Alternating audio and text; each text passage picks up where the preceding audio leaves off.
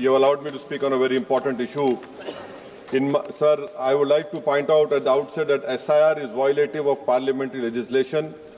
It violates the powers prescribed by Parliament. It's contrary to the judgment of Supreme Court, a 3 judges judgment of Lal Babu Hussain, and it is a malified exercise of power to selectively disenfranchise on the basis of religion.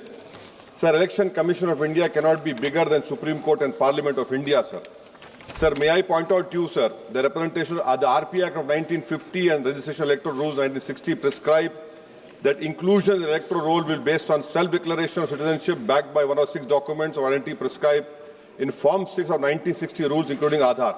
Now, this is an act which was passed in Parliament, sir. Supreme Court, in its Lal Babu Hussain judgment, held that once an voter has been included in the electoral roll, there is a presumption that they are citizens and they cannot be removed except by an inquiry into the citizenship of the individual voter and giving them an opportunity of hearing after informing the basis on which doubt arose concerning citizenship. What is happening now is that the Election Commission is putting the burden of proof on the voter.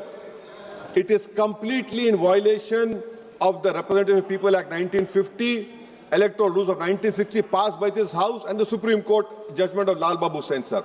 SIR, sir, has turned this head on its head and puts onus on the voters, sir.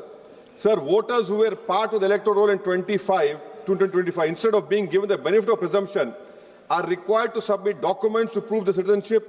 The 2003 electoral roll is arbitrarily fixed at the baseline for which revision is being conducted. Sir, ECI is not a body empowered to go into question of citizenship. A power lies with Ministry of Home Affairs, Government of India, and Foreigners Tribunal created under the Foreigners Act. Sir, may I point out to you that what ECI is doing is wrong. Section 14A of Citizenship Act 1950, read with 2003 NRC rules, Section 4, subsection 2, 3, 4, 5, 6, prescribe just such an exercise of evaluation of citizenship to be conducted by central government. How is it the ECI is assuming the power given to another agency of Parliament just by passing as you order? This is an occupied field. The ECI has no role to intervene. Sir, as per the ECI release, 65 lakh voters were included, whose names were included in the electoral roll after the commencement of SR exercise omitted from draft roll published on August 1, 2025.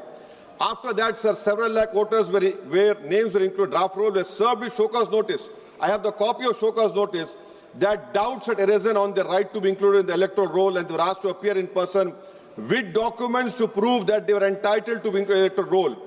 Sir, on what basis did the ECI issue these notices? How did the doubt arouse? Form 6 rule has been passed by this August House. How can the ECI do it? They are violating the sanctity of a law that is passed in this August House. Sir, eventually 3.66 lakh such persons were deleted from the electoral roll with no order made available in the public domain, giving the reason for deletion. Sir, under the SIR order, these persons are to be referred to authorities tribunal dealing with illegal foreign migration. Now, sir, look at this, what the government is supporting the ECI. When this 3.66 lakh such persons deleted, the government immediately, which was the draft is published on 30th August and finally 30th September, this government came out with the new Immigration and Foreigners Act 2025 and was notified, and an Immigration Foreigners Exemption Order 2025 cemetery is promulgated the same day. Under this order, sir, no action under Foreigners Act will be taken against illegal entry, presence for citizens of Nepal, Bhutan, Tibet and Sri Lanka, Tamils, in addition to persons other than Muslims belonging to Afghanistan, Pakistan, Bangladesh. Sir, when Supreme Court is seized on the petition of CAA, government issues a foreign exemption order. Why? Because they realize that in this 3.66 lakh, there can be people more than the non-Muslims also to protect them. You have done it, and then after 5 years of CAA, you will give them citizenship. That is why I say that this whole exercise, sir, I'm concluding, sir. This is why I say this whole exercise is a backdoor NRC. Sir, Ambedkar was asked, is India's democracy? He said only in formal sense. To be democracy in the substantial sense, political power was held by the most marginalized and the weakest. He repeatedly said political power is the key to social progress. You have only 4% Muslims over here. The ruling party has no Muslim member. If Lok Sabha increase representation of OBCs and the upper caste is there, now it is at the cost of whom? Muslims are not there. They're not being reflected in the secular parties. For example, if Muslim majority seats like Wayanad can elect non-Muslims, surely Rai Bareli, Amethi, Ottawa can elect Muslims, sir. And now coming to coming to this electors, sir. We are only become electors. We are not getting elected. Please coming, sir. I'm concluding, sir. Give me 2 minutes, sir. Please, sir. Now coming to this this whole donations, BJP got 88% donations, sir.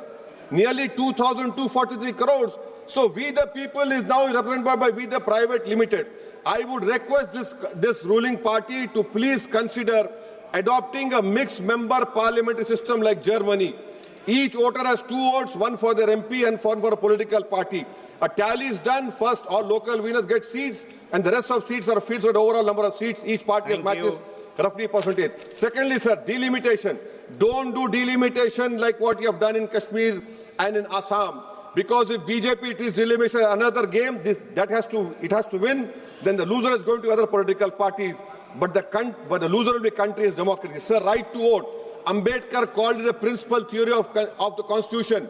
I would demand, I have put a private bill last assembly, the age of contesting elections for MLA and Lok Sabha should be brought down to 20. Rajya Sabha 25, for Vidhan Sabha 22. Why? Because, sir, we have 52% of India's population under the age of 30. What are we giving to them? So that is why I propose. And lastly, Thank you. I'm including this. Lastly, sir. Sir, I'm just concluding, sir. Lastly, sir, we must build a consensus and make right to vote a fundamental right. I oppose the SIR. This is nothing but backdoor NRC. This is an exercise, a selective exercise to disenfranchise people in the name of religion. Thank you, sir. सभापति जी धन्यवाद। आज का विषय देश के करोड़ों मतदाताओं के सम्मान और उनके लोकतांत्रिक अधिकार से जुड़ा हुआ है।